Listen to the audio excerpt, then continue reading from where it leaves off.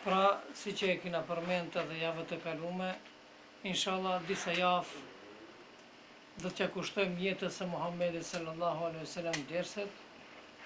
Pra do të flasëm për pejgamberin sallallahu alaihi wasallam, për bëmat e tij, për moralin, akhlakun e tij.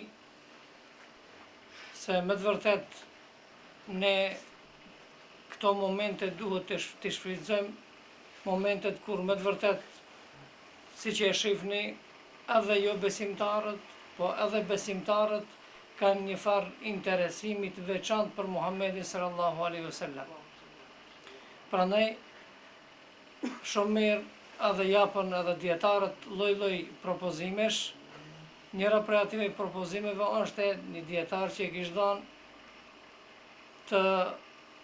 të bëhen para edhe të përkthehen libra për biografinë e pejgamberit sallallahu alaihi wasallam, sidomos në gjuhën daneze. Po, s'ka dyshim domethënë se edhe në gjuhë të tjera.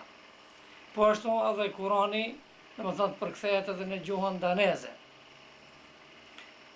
Pra, ne momentet, sidomos momentet kur janë njerëzit të interesuar më tepër, duhet të shfrytëzojmë.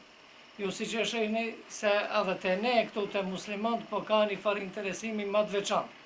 Kjo tregon me të vërtetë se ne e duam Muhammedin sallallahu alaihi wasallam, edhe shprehim interesim për ta pasë që ndodhen, domethënë lidhur me Muhammedin sallallahu alaihi wasallam.